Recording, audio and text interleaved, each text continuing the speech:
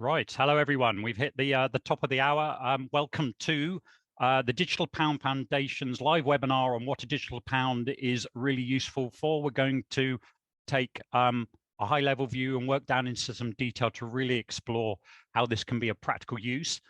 Before I fully introduce myself, let me hand over to Claire Comby in her DPF representation hat to give you all a quick intro. Great, thanks William. Welcome everybody to the first DPF webinar of the year. We're delighted that so many of you have been able to join us. Just so that you know, the event will be recorded and notes are being taken. So if any of your colleagues are unable to join us at this particular time, then there will be the opportunity to catch up and to listen to what's being discussed. Just quickly, I guess, for those who perhaps don't know too much about the Digital Pound Foundation, we're a non-profit, member-led organisation. We're advocating for a well-designed digital pound. Now, we're not just looking at CBDCs, but also other forms of digital money too, for public and privately issued digital money. And through the various working groups that we run, we endeavour to provide a variety of useful output to influence, educate and inform with all matters digital money related. So, for example, we respond to a variety of policy and regulatory consultations, and there have been quite a few, and I dare say lots more to come this year. We produce thought leadership papers and articles. We run events such as webinars like this one, private roundtables and networking events too. And we generally seek to explore, inform and educate policymakers, industry stakeholders and the public too. So that brings us to the webinar today. There are a vast number of topics being discussed within the context of CBDCs and new forms of digital money. And actually, it never ceases to amaze me quite how many areas there are to explore. But nonetheless, today we're going to focus on use cases. And the question that we feel that is particularly important is, what is a digital pound really useful for? How does it add value? How could it improve the payments architecture that we have in place today? So on that note, I will hand over to William Lorenz. He is the first DPF individual expert member. So we're delighted, William, that you've joined us. And today, William, you'll be moderating today's session. So I will hand over to you. Indeed. Thanks, Claire. So yes, I'm William. I've recently joined the DPF to help both moderate today's session and in fact, co-lead the use case working group that the DPF is getting up and started, which I'll tell you a little bit more about later on. My whole career is in early stage fintech.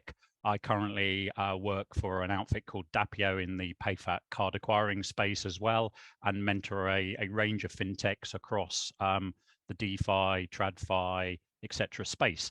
So just to set the scene, as some of you are aware, the Bank of England has been consulting for a long time on central bank digital currencies, and has said, you know, it's still the consultation phase, it's still the test and learn phase. It could take till the end of the year, the end of the decade, pardon me, for them actually to launch a real product. What's quite interesting is there's been a positioning paper, a consultation discussion paper that's been planned for some time and long awaited.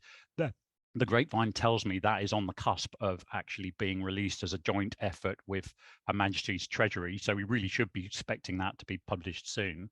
Also, the other activity in the UK, the Bank of International Settlements, the BIS, in collaboration with the Bank of England as well, have recently announced phase 2 of what they call Project Rosalind, which is actually to explore innovative retail CBDC use cases and build prototypes. Which is exactly the kind of exploration and thinking that both this webinar will talk about, and then the DPF use case work group is looking to get into. So it's a very active space. We have a great group of experts here. The format's going to be a keynote from James Wallis of Ripple, first of all, and then with various different focuses on use cases and the enabling technology. We'll go around and let other panelists talk about them. Please keep putting your questions into the Q&A as we go, and I'll try and seed them in at the right moment, and then hopefully we'll have a bit of time to focus on them fully at the end. So with that, over to you, James, for the keynote. If you wouldn't mind introducing yourself and everyone else when I first go to you, that would be great. Yeah, thanks, William. Really appreciate the introduction there, and it's a real pleasure to be a member of the Digital Pound group, and also have the opportunity to present today. So just bear with me. I'm just going to do a screen share.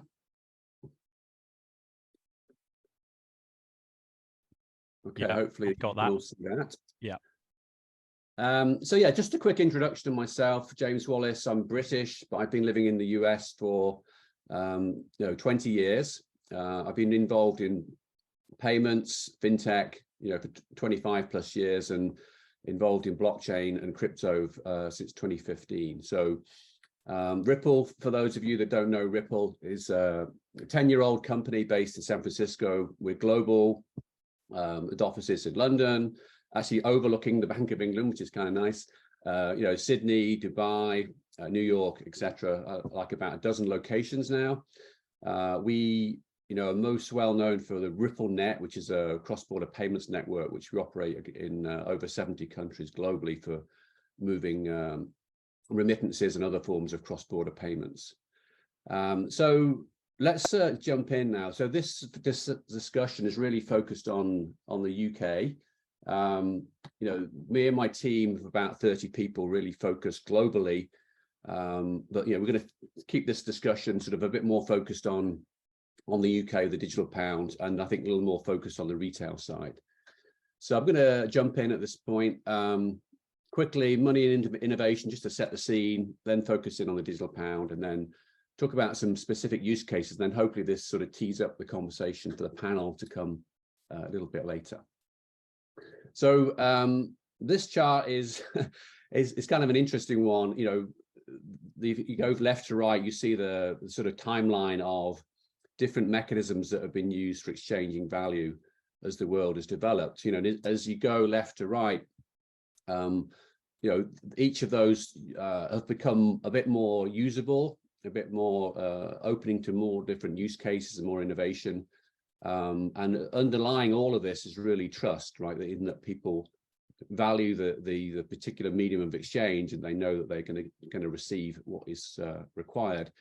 The other thing I would note here is that pretty much all of these are still in existence, right? As time's moved, the ones on the left become less used. But where we are now is really cards, electronic money, and then obviously increasingly is digital money. Digital money comes in a few different flavors, so they all basically have similar characteristics in that they can be used in a way, because they're truly digital, they can be used in ways that you can't use traditional forms of money. So you have obviously central bank digital currencies like a digital pound, which is the theme today. You have on the other end of the scale, you have native cryptocurrencies like Bitcoin and Ethereum and XRP. And then in the middle, you have different flavors of stablecoins. So you have synthetic CBDCs, which is really a stablecoin issued by a commercial bank but backed by central bank money. There are various other emerging, I would say, regulated stablecoins, and then there are the sort of deregulated or unregulated stablecoins. I think the message here is these are all relevant in the future. They all coexist, and now the question is, for a digital pound, what is the role the digital pound will play in the UK? What value will that actually deliver? This is sort of my conclusion chart, but it's a good tee up for the next 2 or 3 charts. So I think not just in the UK, but in any market, you've got to look at the different sort of stakeholders and enablers in any form of CBDC. So you've obviously got the regulatory framework. Is CBDC or is a digital pound actually legal tender? What would be, what are the rules that are going to be set around who can hold it, how much they can hold, what they can use it for, etc. So there's clearly a regulatory framework dimension. There's a technology dimension. I think most countries are looking at blockchain or DLT technology as potential, suitable technology for their digital currency. There are some characteristics of blockchain that will allow very high level of security, but also allows things like programmability, allows private sector to build on top of infrastructure. So lots of different technical factors there. But really, where the rubber hits the road, from my perspective, is on the the use cases. At the end of the day, if collectively we don't all help the Bank of England determine what a digital pound would be used for, and that digital pound is actually useful to people, whether that be consumers or businesses or in fact the government itself, it won't get adopted, right? So it has to offer something better than today or different from today before it will become widely adopted. And I think the other thing I would say just on this chart is it really is critical to have collaboration between public and private sectors. The central banks, Bank of England's mission really is around financial stability. Private sector historically has been much more innovative. So trying to meld those two together, I think, is critical. This chart is again, true in all markets, but I just wanted to share with you that we're not talking just about use cases. There are some foundational elements that need to be in place, right? So any well-designed digital pound infrastructure needs to be stable, right, and resilient. It needs to be high performing and very secure, right? It needs to be able to be accessed by those businesses and people that need to access it, and that may include people that are not currently banked. Maybe people that will get access to the digital pound through a different mechanism than a traditional bank. It also needs to be interoperable. You'll hear this term a lot if you sit in on CBDC discussions. Interoperability to me means three things, right? It means a digital pound needs to interoperate with the existing payment infrastructure and existing payment rails within the UK. So, for example, point of sale terminals. It needs to most likely interoperate with other digital currencies and other technologies. So not, the Bank of England will pick one technology, a commercial bank or another country may pick a different technology. So there's a technical level of interoperability. And then third one is really around cross-border payments, right? So you have one jurisdiction with one set of rules, the UK, another jurisdiction like the Eurozone with another set of rules. So how do you then send money between those two? And lastly on this chart, the key for me on this, and I think it's true, will be true in all countries, is there's some basic infrastructure that needs to be in place before you can do use cases. You need to be able to actually mint and create the currency. You need to be able to distribute it to banks, and then from banks through to consumers. So those sort of basic use cases of creating and be able to move the money around, to me, are table stakes, right? That's ultimately that level of infrastructure needs to be in place before you can do a use case, an innovative use case that sits on top. So we view those core things as a platform for innovation. That's the term we use, which is you get all those capabilities built, and then on top is where all the good fun stuff happens, and you actually have the innovative use cases.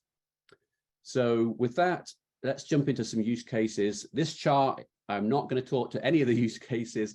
The whole point of this really is to say there are tons of them, right? There are a lot of payments related ones, but also other themes like P2P lending and so forth. So don't need to read the chart. The point is there are tons and tons of use cases, and I'm sure other people on this call could add or double or triple this list. So let's look now at some of those that might be promising for the digital pound. I think if we start off with one theme, this is, we're calling it condition-based payments. You might call it programmable money or programmable payments. But the idea here, the notion here is that you enable payments to be made, when certain conditions are made. So, a certain, something's delivered, at a doorstep or something, whatever the criteria is. I'm going to go into a little bit more detail on the next few charts.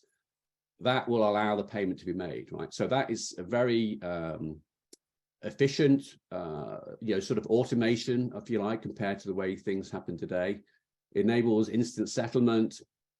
You can put controls in place that say, okay, the payment is made in this situation, but not in this other situation. And again, I'll come on to an example of that. So I think this is a fundamental sort of foundational layer that a lot of different countries are looking at. A couple of examples, and I have to say not everyone likes every example. This one would be an example of where government issues sort of relief funding. Could be COVID, could have been the next time there's a pandemic or whatever. So that would be step one. But in this example, what we're saying is you can actually control what that could be paid for. So, as an individual, you receive relief funding.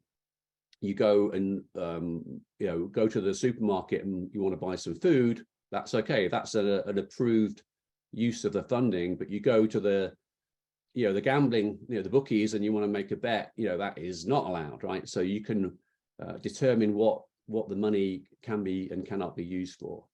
This is very, very difficult to do with today's payment systems. As the issuer has no control over the money once it's been given to you. Someone gives you £50 or puts £50 in your bank account, they have no control over what you then spend it on. But when you have programmable capabilities like you can do with a CBDC or digital pound, you can actually control that. Another one, this one is again one that not everyone is a big fan of, but it's just showing the potential capability. I know the HMRC like this idea, which is basically it's essentially a split payment. So you go, today when you go into a store and you buy something, the merchant collects the sales tax, the VAT. And then eventually, I think once a quarter, typically, they provide they forward that on to the tax authorities. With a programmable CBDC, you could make that split at the point of sale, right? So the tax is collected and sent off immediately to the government, and the merchant gets the base price of the product. So split payments is really the capability, and that's something which you just can't do with today's system. Another one is low value micropayments or streaming. So maybe collecting a toll as you drive into a traffic zone, or if you're clicking on a newspaper article, anything like that, where there's a very low or potentially very low value payment, can be triggered and collected in an automated fashion, which is again something which is not really very cost effective in today's world.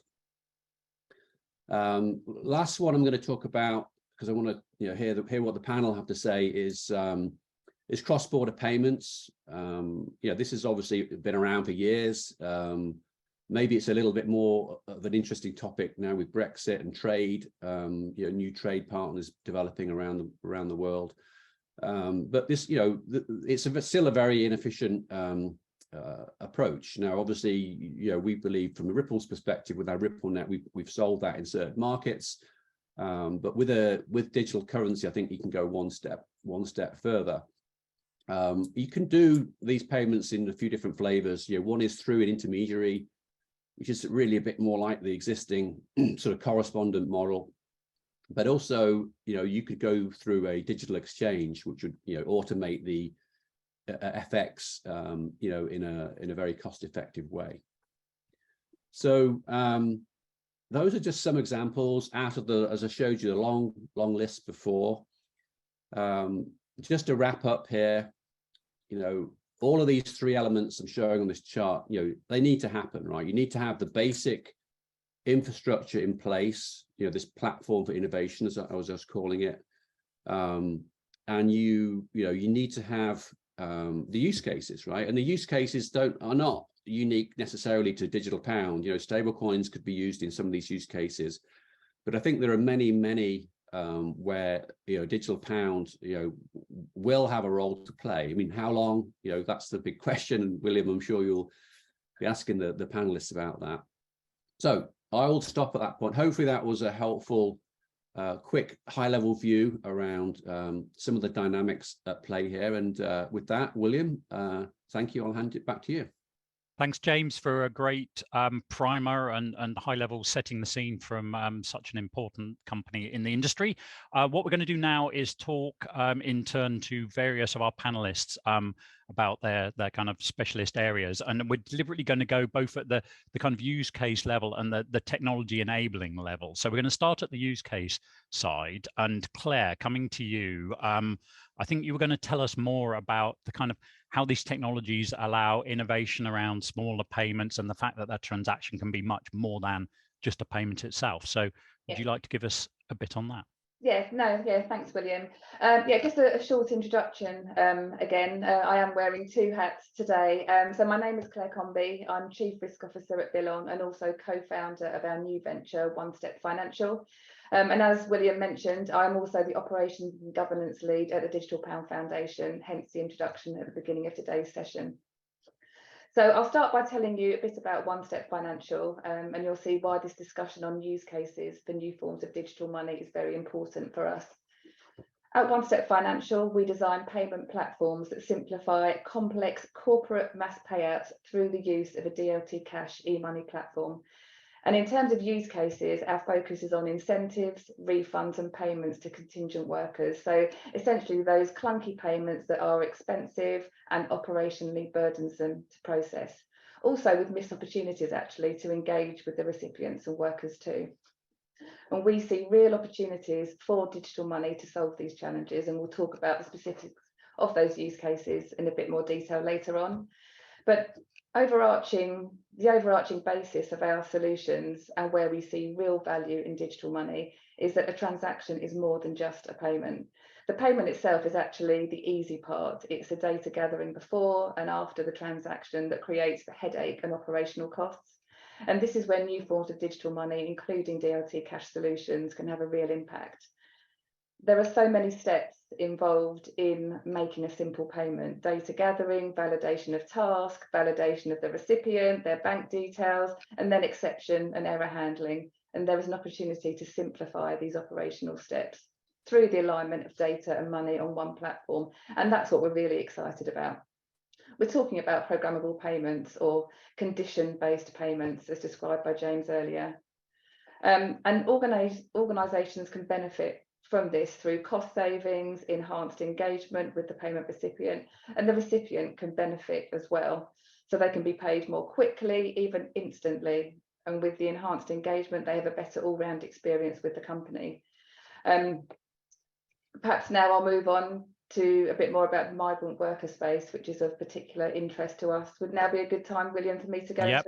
Yeah, if you want to keep moving into that, that would be great. Yeah, sure.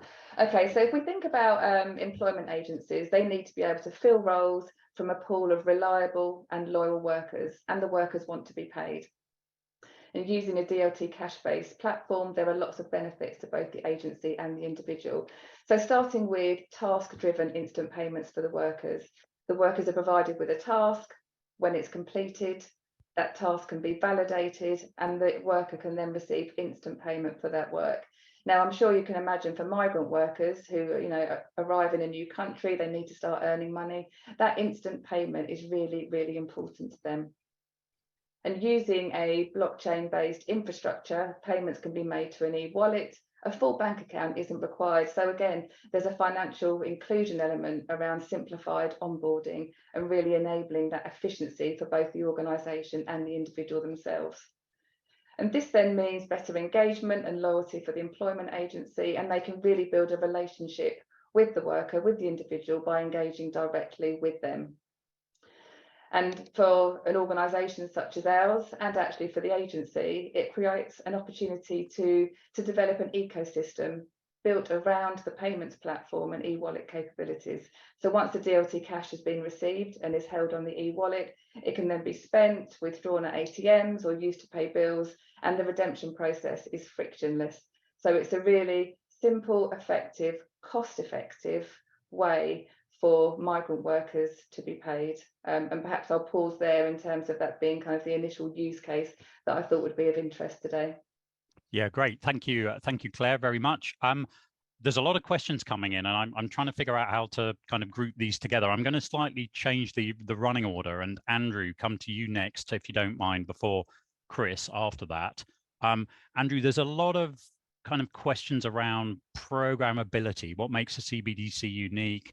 Programmability for good, programmability for bad. There was quite a reaction, as you might have guessed, to James's slide about, being able to control what you can actually spend your funds on. And then underlying that, of course, was the whole, how do you build the trust to actually ever get user adoption and critical mass? I don't know, Andrew, if you could introduce yourself and initially talk to that would be great. You're muted, Andrew, sorry. Oh, I still can't hear you, Andrew. While we've we've got a bit of a technical issue there, we'll come back on that. So let's go to Chris. Sorry, I'm jumping you in here for a bit, Chris. No problem. Have you got comments on that programmability side? Yes, I certainly have. I do think that you're going to have some sort of programmability and some sort of token-based form of public money to make it worthwhile and different enough. I think you're always going to sort of struggle to make the compelling case as to why a CBDC is better than the system we have now in a country like the UK without that form of additional feature that really can move the needle, that can really make people think, now I can do something that I couldn't do before. So, I mean, a little bit about me. I work for the Sovereign Official Digital Association, SODA. Me and my co-founders have all worked with central banks or for central banks and international organizations.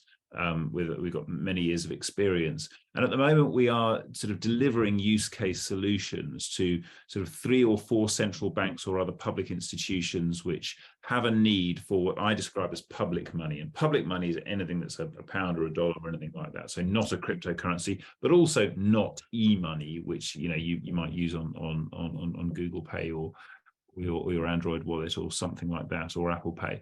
And so when it comes to this, I mean, I think, as we're just talking about the pound, let me just give a couple of really, really simple examples. I mean, there was an article that was a bit down on CBDCs last week in the FT by Tony Yates. It was a very good article. He raised exactly the important question of what can a CBDC do? And in my reply to that, I said, well, you should be able to read this article for 80 pence. That's something that you should simply be able to do right now. It is very difficult in the current system where you have a direct debit or a monthly subscription to have that form of micropayment where you can read an article for 80 pence or so. And if you go onto my LinkedIn profile, you can see some of the kind of vibrancy of the debate around that. Some people say, well, then the government could stop you from reading it. Well, that's true, but at the moment, some people are prevented from reading it as well. The kind of philosophical discussions around this do cut both ways, and it's quite interesting. At the moment, a lot of artists would really benefit from a form of micropayment which allows them to, say, get a penny every time people listen to their song or watch their video. Again, it's very difficult to set up that type of process now. In the comments, just at the moment, I can't quite find a way of doing it. What I endeavour to do is just drop an article in about this very interesting rock band based in St Albans who are releasing songs that are 30 seconds in length at the moment, so that they can get the money from Spotify in a way that benefits them, because they feel totally locked out by the way that they are creating music at the moment. And that again is a micro payment where the artist themselves has a direct relationship with the consumer based on the programmability of the token. So that's something where here in the UK we could see the needle move quite substantially. Again, some people say you can do this with the current system of e-money and bank accounts, but it's very, very difficult to see how that would work. And no one's provided a compelling reason. Where with tokenization, it's actually quite easy. If you go onto the Lightning Network and see, I mean, what I'm describing exists already for cryptocurrencies. It exists already. You can pay a micro amount of a Bitcoin or something else to do the very things that I'm describing. And so it should be possible for everyone. This really is a sort of cash-like fixture that empowers people, doesn't empower the government, but empowers people to do more things.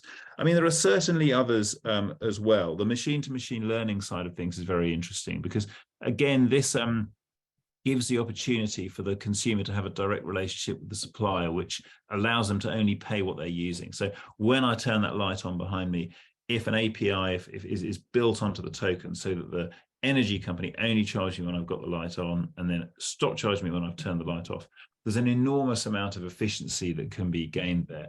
And it really changes the dynamic of the relationship between the supplier and the consumer in a way that is quite far-reaching. And the more you think about it, the more of these use cases come up. But one of the issues at the moment is, we work all around the world. Most of the use cases that we're providing with Soda at the moment are actually not in wealthier countries. They're in middle-income countries or in some cases very poor countries. And there, the advantage of a CBDC is much easier. I can explain it in a compelling way much more quickly. Here, as we focus on the digital pound, we just need to be very careful as to try and curate the use cases in such a way that people really can see the difference that it makes. And it creates a platform for far more dynamic relationships with money and what people can do with money so that it serves people better. And so there are things that you can do at the moment, and feel free to reach out to me on LinkedIn where we can have some further discussions. I couldn't quite work out how to share those links in the chat while I was talking, but I'll do so in a minute after I finish speaking. I'd probably better hand back to the chair now. Over to you, William. Yep. No, thank you for that. So yeah, thank you. Very good summary indeed. Helpful food for thought. Andrew, are you back with us? Have we got audio working?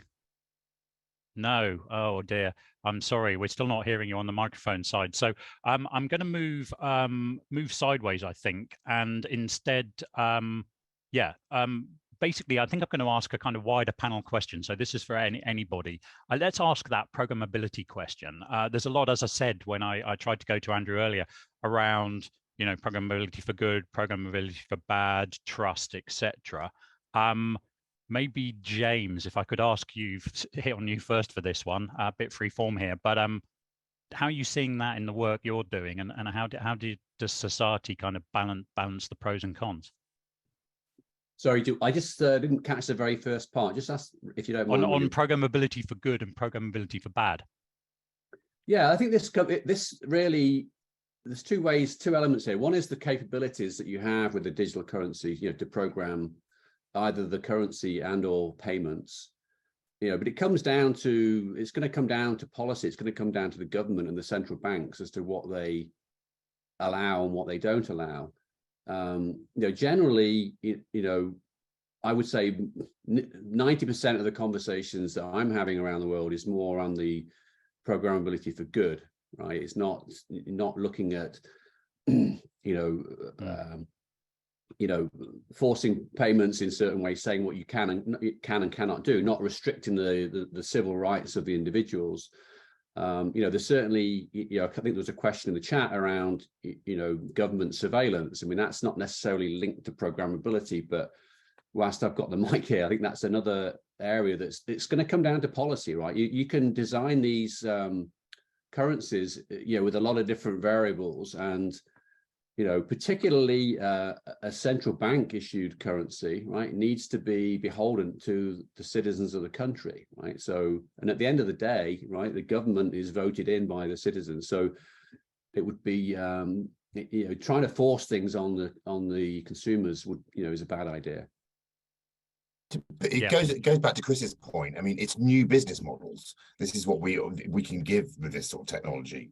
So I work for Worldline. We're a very large payment, biggest in Europe, number 4 in the world.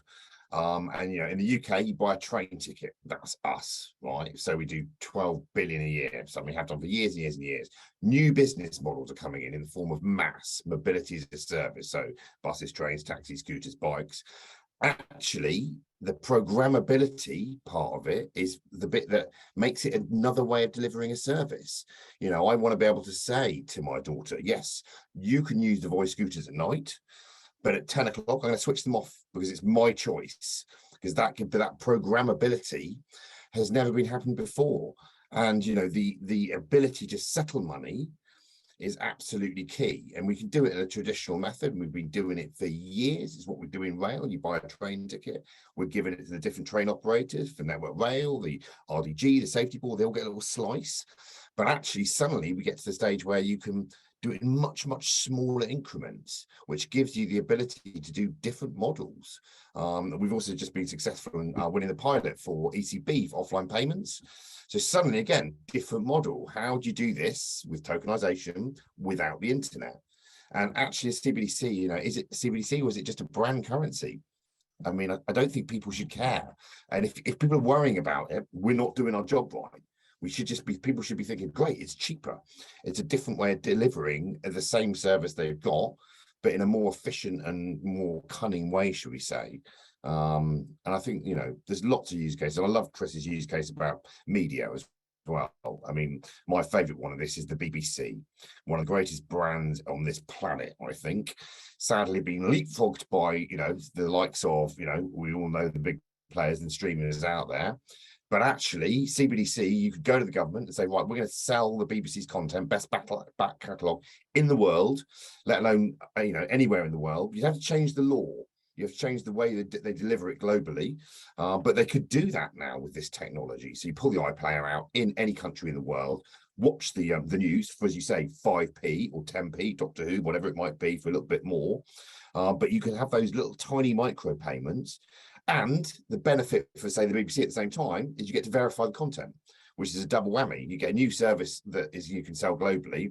They kill fake news for the BBC overnight, which, you know, is amazing. But technically, it's never been possible. But actually, it could happen pretty damn quick now. I mean, they'd have to go and knock on 10 Downing Street and say, "Can we change the rules?" But why not? You know, no, I would love that one, because I use the BBC app on my phone, and about 50% of the video links of the news, it's like unavailable in your region, right? Yes, like, absolutely. That's because HBO have bought the contract to stream it, and rightly so. So, you know, but they'd have to, you know, and this has never been happened before. And, you know, with the ability to have the right currency globally, and again, I think we go to cross-border, it's a massive topic. But, you know, it's the fundamentals are there first before you get into the traditional banking. We all know cross-border payments have been around for years, but the programmability and the traceability of this sort of stuff opens a lot of new doors for the industry. Yeah, great. Thank you very much, David. There was another one. I think you were going to just touch on potentially the deposit return scheme. Another thing that enables it. Do you want to give us? Very hot subject at the moment. So if people don't know what it is, DRS, so deposit return scheme. Think glass bottle, plastic bottle, tin. In the UK, it's appalling. We're 12% we recycle. Germany's about 60%. You go to Sweden, Finland, they're up to 90%. Anyway, Scotland, it goes live in August this year. And announced, I think, this week, really. I don't know why England aren't doing glass, but that's another topic for another day. But the challenge is you buy a plastic bottle in, say, Tesco's, you can go into then Marks and Spencer's and get 20p return for returning it, for recycling. Brilliant. We should be doing this, no brainer. Shifting 20p's around on the traditional payment rails is going to be a nightmare. And obviously, what they don't want to do, the merchant, is stick their hand in the pocket and give you physical cash. So they have to do it in a different way. And, you know, if you look at places like Germany, even a lot of other countries as well, it's still done on things like paper receipts and all that sort of stuff. So there's a real opportunity to take something that's happening right here, right now, and using this kind of technology to tokenize and then transfer the money around. Sure, stick some rules in there, you know, you can't get your money out until you got £10, say, or something like that. There's lots of things they're going to have to work it out, but it's a step change that if we try to do it on the traditional rails will be hard. And the merchants, and we, you know, Sainsbury's, that's M&S, that's us, Mackie D's, that's us. You know, we are very used to dealing with it. You go and tap your credit card, 9 times out of 10 in this country, it's probably going through one of our rails. So we have to give them the opportunity to do something that's coming at us very quickly in a different way. Brilliant opportunity for a CBDC to be, I don't want to use the word white label because I don't know if that's the right terminology, but white labeled as you know, a tokenization of the deposit return scheme. So yeah, really nice one to keep an eye on that for sure. Great, thanks. So right, and last but most certainly not least on the panelists who are here, Kuba. Kuba, I guess all of this has got to run on an infrastructure fundamentally, hasn't it? So you know, we've kind of been touching around the use cases, we've gone into bits of the kind of logic and the programming and so on, but it's got to run on a technology infrastructure. Would you like to talk to us about that? Yeah, no, happy to. Thank you, William, and thank you, everyone. That's very stimulating in terms of thinking about the different use cases and applications. I've probably got another 5 or 6 other ideas that I've been since we started the debate that started bubbling up in the back of my head. So First of all, hi everyone. My name's Kuba. I'm one of the founding members of Modular, and I'm our strategy director. Just to briefly introduce you to Modular, we are a specialist in embedding payments and software platforms with three core pillars to our business: our regulated status as an e-money institution, which we use to gain access to payments infrastructure.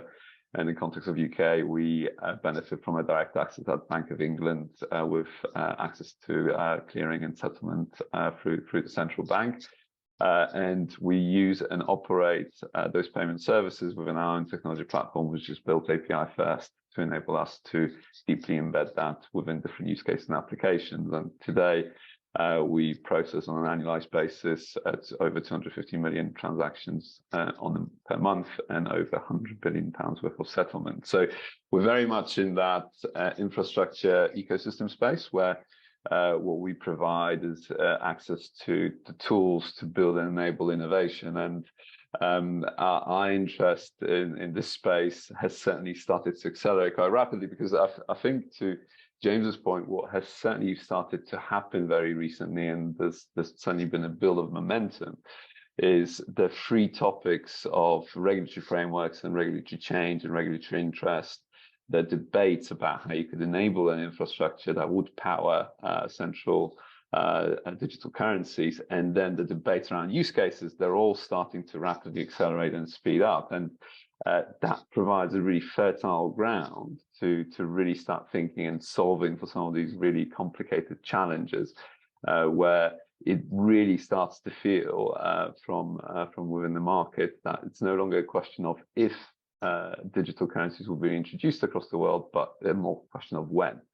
And therefore, the time to start solving some of these really nitty-gritty challenges that are on the confluence of how do you make it work at a huge scale of scalability. And as we were just discussing and debating, all of these use cases come with extra level of complexity that today's systems don't support. They come at extra load. And when you start thinking about introducing things like micropayments into and streaming payments in the context of how we transact today in the economy, the load and the infrastructure you need to start building to, and how you need to start thinking about is becoming quite an interesting topic domain of itself, let alone before you start thinking about how you actually make it accessible to users to actually transact on. So I think there's some really deep challenges to get into, but what's I think truly fantastic about the debate at the moment is that everyone's involved, from potential commercial participants through to the regulators, through to other stakeholders, and there's real interest to start getting into this. So I think how this space develops will be quite fascinating, at least from our perspective, definitely on the infrastructure side. Great, thanks, Kuba. We've really had an amazing flood of questions, so I'm going to turn to them now. So panel, get ready. I'm not going to necessarily nominate. So and I was thinking those questions that we can't get to, we will attempt to take the themes away and probably get some forms of kind of curated responses up on the DPF website in a few days. I think the theme I'm particularly detecting here, there's Mark, who I think just recently hit the nail on the head as a summary of a whole bunch of other questions. Loving the ideas, but is the CBDC, the bank, the central bank, really the requirement? Or, you know, either could it be private, or is it about the tech rails? So this is in public, private, those kind of issues and debates. Chris, would you like to start us on that? I mean, there are certainly a number of tech rails that could do this. So you know, there's not only one technology that can do the job that we are describing. I would say that, I mean, there are different layers here. If you get the token itself into programmable form, and that is the most open, the most cash-like system, you could even self-custody your own digital pound without needing a wallet at all. Now, we're quite some way away from that, okay? And I think were that to be possible, then many of the sort of government intrusion fears would sort of reduce to zero, because it would actually give you more freedom than you have now. But that's not kind of where we're starting up. We're starting up with where can this functionality exist? And it is correct that for some of this, the functionality can exist in a form of privately issued stable coin. It can exist in the wallet. It can exist in, if the wallet's held by a fintech, it could exist there. It could exist if it's held by a bank. But the more, I suppose, the more gatekeepers there are, the more you start replicating the current system. So you need to do two things at once here. You need to liberate the money in a digital habitat so that it can do more for more people. And you also need to make sure that the functionality works to provide the new use cases. So it is not a kind of clunky token like Bitcoin that you can't really do anything with. And so that's the careful balance to be struck here. And so I think the functionality is important and can be done at different levels. But if you take away the kind of token-based element entirely, you're shutting down a lot of opportunities. Okay, great. Thank you, David. You've got to hit it from both sides, as you say. The functionality's got to be there. But I always suggest the tech should be built a bit like a 747, beautiful plane, built in the 70s. What a 747 looked like 30 years ago and what it looks like today, completely different. The insides, the engines being replaced numerous times. And we must be building these sorts of currencies ready to replace it, with the underlying tech. It's going to change. It's going to get better. There's some brilliant new players coming through to the market that will give us that ability to reduce the costs. Ethereum, great. 70% of servers sits in AWS. Ooh, that's a bit scary. But as you say, Bitcoin, it's stored wealth. It's not really usable for transactions. The first player, but it started a journey for us, which is super exciting. And we're coming from a traditional business. We are a traditional payments business. And half of my ex-com is sitting there going, should we be doing this? Because it's going to cannibalize us in some respects. But luckily, the forward-thinking other half are going, right, we've got to be right at the forefront of this, because we could blink and suddenly our revenues, which are large, would get hurt by that. And I think that if you're going to be in the business of technology, you've got to be thinking innovation. This is the backbone of it for this decade and beyond, without a doubt. But I think the most important thing is find cases that are not going to upset people's things around privacy and stuff like that. Find use cases that we can just test the tech with and get it out there. I think the reality is that times are changing, and when we look at the popularity of cryptocurrencies, for example, that have really highlighted what new technologies can do, we'd be crazy to ignore that and not to at least explore further what the opportunities are now. And that's what this is all about. And I guess putting my kind of Digital Pound Foundation hat back on, that is why we are all exploring CBDCs and new forms of digital money, because we know there are new opportunities, innovations and capabilities that are going to make a difference. But equally, for it to be successful, it has to be well thought through. And whether that be from a regulatory perspective, a technology perspective, privacy, financial inclusion, as I said earlier, the list is endless. There is a lot to be thought through, but we'd be crazy to ignore it and just to turn it down because, potentially there are concerns and there are challenges. Well, let's find solutions. And if we all move forward, then, who knows what's possible. I think, we're all in this together. And it's time just to reflect and look at traditional architectures and see what we can do differently and really maximise their potential. If you look at the merchants, I'm still slightly shocked, but I'm shocked to a degree. If somebody had said to me, ECB would have chosen Amazon to deliver their e-commerce solution, I would have gone, wow, no way. I get it. I really do. The biggest merchant in the world, our front door goes, I don't know, I dread to think with 3 teenage girls in this house, it goes too often. If it could save me 10% by whacking some money in an e-wallet, that means my Amazon bill goes down, where do I sign up? Same with the transport. I spend a fortune on getting from A to B, and this country, we want to get the country moving. That's a great story to tell the public, and it will remove the challenges around the privacy side of things if we can give them new functionality. And bottom line is bring the cost down, which is, I think, the very basic of any monetary system. Yeah, I think it's important to remember that these having strong public institutions means that they have to adapt, and because as we move into a new habitat, a new digital age, it would, our public institutions and our regulators and central banks can't cope particularly well with decentralization, and they weren't designed to.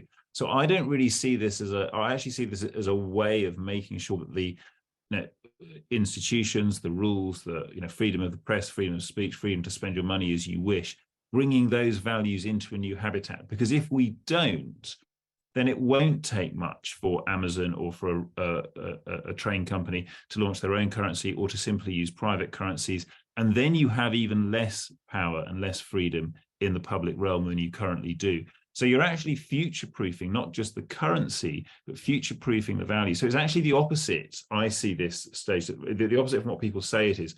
This is the government intruding on you. Well, no, this is actually the government making sure that the freedoms that we enjoy now are not taken away from us by big tech or private currencies, which they will be if people simply start to use them. And so this is a very important, both sides of this argument go to a dystopia. It is true that the e-renminbi in China is leading to a form of utter and complete surveillance.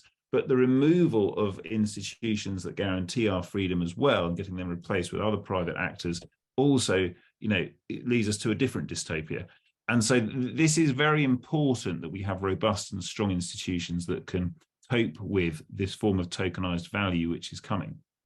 I mean, James's slide, which was great. I thought, the history of money, I love it. The Bank of England has been around for some time. They, I personally do trust them. I think, it's a safe pair of hands. And as we go through this journey, Visa and MasterCard are the same. We've been using them for 20, 30 years. There's a reason why people use them, because people trust them. And if you buy something that's not legitimate, you get your money back. And but as times change, because technology is changing, it's an opportunity for the big central banks and commercial banks to take a leapfrog and to be able to do new things. James, you were going to add, I think. Yeah, just adding on to Chris's point. I mean, you got to remember the primary purpose of the Bank of England is for financial stability in the UK. So with the advent of other forms of digital currency, it's exactly Chris's point, right? The rest of the world and the rest of the market will be moving on, and the central banks will be stuck in the dark ages, right? So part of it, I think, is that having some percentage of the money available in the country, is central bank issued. I think generally speaking, around the world, central bank money is less than 10% of the money in any given country. Crypto is less than 1%, and the rest is all commercial bank money, right? So if you roll that model forward and you say, okay, the 9% or whatever the number is that central bank money becomes CBDC, crypto, maybe that stays at less than 1, or maybe that grows to a few percent, but the bulk of it is still commercial bank money. And what's going to happen with the digitization of commercial bank money, right? Some big percentage of that over time is going to become what today we call stablecoins, and maybe a new term developed, right? So they're all going to coexist, but the role for the digital pound, is one, it helps the government with their sort of fiscal policy and their underlying mission of stability. But secondly, there are some use cases that are particularly well suited that are related to the government, right? And I think the focus should be on those that are adding value, certainly not the ones that are the negative ones that we touched on a bit earlier.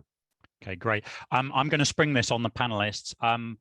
Very short answers. Which use case do you think will actually, for a digital pound, where we actually, average person, UK citizen, person on the street, actually see and touch and feel first? What's going to really make it first? And I'm going to cheekily just go around in order, which means David, then Kuba. Or Kuba, go for it. I'm gonna go transport. Yeah. It's my world. I live and breathe the transport. I can see it happening quickly because of the business changes. Forget the money bit. The change into mobility as a service gives us the opportunity. Yeah. Thank you. Go on, Kuba, and then we'll go for James.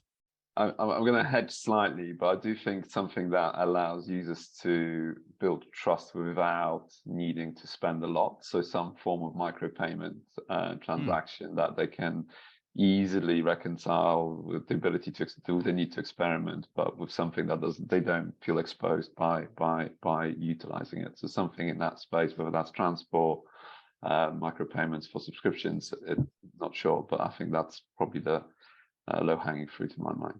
Great stuff. Thank you, James, and then Chris. I'm on the same one actually. So this is like we're getting a bit of a theme going here. Although I do think there's going to be the need for some form of cash alternative to be made available as well, right? As I said, that's sort of one of the table stakes use cases, not as exciting, but ultimately, if everything's going to be digital, that's going to be part of it. But yeah, the streaming micropayments. Brilliant. Go on, Chris, and then Claire. The reason why it's so difficult to answer this is because it has to be permissioned. You know, we can't just decide which one we want to do. You know, this isn't, you know, we're very much dependent on the central authorities and the Bank of England in this case. So I would say something that, as Kuba says, is low risk and low value, but also something that is easy to test.